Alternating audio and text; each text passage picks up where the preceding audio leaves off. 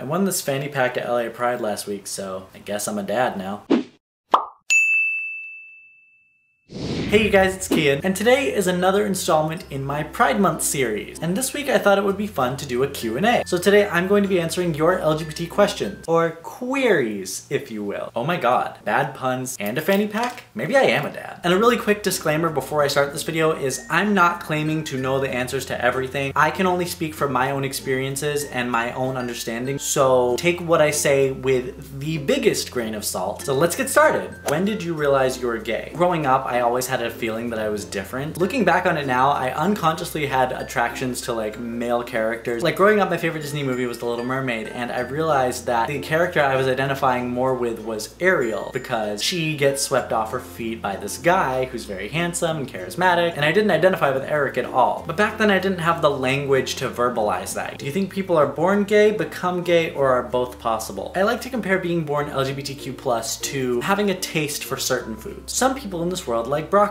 Some people in this world don't. The person who doesn't like broccoli can't be easily made to like broccoli. They can't just flip a switch in their mind and say, oh, I like broccoli now. That's not how it works. It's your own personal taste and your own personal preferences. Why is it so outrageous to think that a difference in attraction and love is so far-fetched? It just doesn't make sense to me. So I absolutely think that people are born gay. Is it ever too early in life to know you're gay or to come out? I don't think it's ever too early to realize you're gay, because that stigmatizes being gay as being more sexualized than being straight, and that's not the case at all. It's only a sexual subject if you make it a sexual subject. Why is it cute and sweet if a kid says, oh, I have a crush on this girl, she's my girlfriend? But it's like weird and sexual if this child says, oh, I have a crush on this boy, he's my boyfriend. They're the exact same thing, but yet somehow these two identical situations are treated totally differently. If someone ever tells you you're too young to know what you like, they really mean unless you're straight. So no, come out whenever you want, so long as it's safe. I'm from New Zealand and I'm 16, and I find it really hard to find a boyfriend. Do you have any advice on meeting more guys? My best advice would be to search for local LGBT groups in your area. Whether it's a Facebook group or an organization that you can find on Google, try to search for groups like that, and it will help you make friends and potentially find someone that could be the perfect fit for you. I'm not promising that a group like this exists in New Zealand. I'm just saying it couldn't hurt to check. Like checking if Glisten has a New Zealand chapter. Do you have any bisexual friends who have experienced bi erasure? What do you think of bi erasure, and what do you think can be done to help stop it? One really good friend comes to mind. For most of our high school experience, she identified very strongly as a lesbian, and she came out as a lesbian to everyone in her life, but she's in recent years met a guy, and they've been together for a few years now. So now she's realized that she's actually bisexual. I felt afraid for her when she told me that she was dating a guy now, because my thought was, oh my god, people are going to completely invalidate her identity now. And I didn't want that for her, and I'm not gonna let people do that to people like her. Bi erasure is such a serious issue. People tend to think that it's selfish or greedy or doesn't exist, or that it's just a stepping stone to coming out as fully gay. And I think that's really messed up. And so what I think we need to do is just really be there and be vocal for our bi brothers, sisters, siblings, and let them know that they're valid no matter what people say. If one hasn't had a physical experience with the same sex, does it make them any less gay? As a gay man myself, I have received the question from so many straight men, oh, well, how do you know you don't like girls if you've never been with one? To that, I would flip a similar question back onto them, which is, how do you know you're not gay if you've never been with a guy? So it's not a matter of experience, it's a matter of feeling. And I don't think that it invalidates your ID in any way to not have that experience. No one knows you better than you do. How did your family react when you came out? I was very shocked, given that my mom's side of the family was raised very devout in the Christian faith, and my dad tried to raise me like very hyper masculine, didn't like that I had like very feminine tendencies. So on both ends I was worried that things wouldn't go well, and they actually turned out way better than I ever could have imagined. And I realized that I'm incredibly fortunate to have family and have friends that love and support me unconditionally, but I understand that that's not the case for everybody, and I encourage anyone who is in a situation like that to find a support system where you are loved and accepted. And if you're just someone who knows someone who's in a situation like that, be that support system for them. Why do you think narrow-minded people treat anyone, LGBTQ+ or not, with disdain and hatred? There's this lyric in the new Beauty and the Beast, which I'm absolutely obsessed with. When the villagers are headed to raid Beast's castle, they're whispering a chant that says, we don't like what we don't understand, in fact it scares us. That lyric is just so profoundly powerful, because people who are homophobic, who are Islamophobic, who are racist, really just fear what they don't understand. If history has taught us anything, it's that no amount of pushback prevents progress. How do I tell my best friend that I have feelings for her? She is not gay, but I can't keep this in anymore, but I don't want to lose her friendship. I went through a very similar experience where I was attracted to one of my very close guy friends, and it was tough. We would always hang out. He was very straight, he was very religious, but I was out to him the whole time and he was okay with it. So him and another friend were staying over at my house one night, and our other friend had gone to sleep and we were just up chatting. And so I said, hey, I just wanted to tell you that I am attracted to you. I have been attracted to you for a while, and I accept the fact that you are not capable of reciprocating, and know that I value our friendship before anything else. So I would never do anything to make you feel uncomfortable. And he took it really well, and to this day we're still friends. That's how I handled the situation. I'm not saying that's how you have to handle it. If you feel that's a good approach, ultimately it's your decision, and I wish you the best of luck. How does a same-sex wedding differ from a traditional wedding? If you guys don't know, I'm married, and planning the wedding, we realized that there's a lot of heteronormativity in the tradition of marriage. When you have a same-sex wedding, you get a little bit more creative freedom. For example, Jacob and I didn't end up going through with this because of timing, but we wanted to do like a combination of the garter toss and the bouquet, where we had the bouquet tied together with a garter. Any single person, regardless of gender, could come on the dance floor and catch the bouquet with the garter. So yeah, creative freedoms is definitely the biggest difference between a same-sex and a opposite-sex wedding. Speaking of my wedding, what is the most precious thing you ever received from your husband?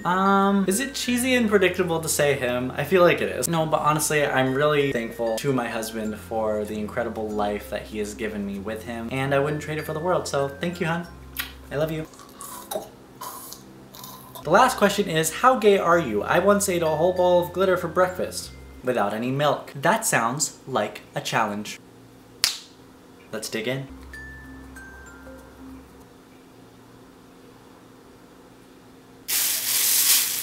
Oh my god.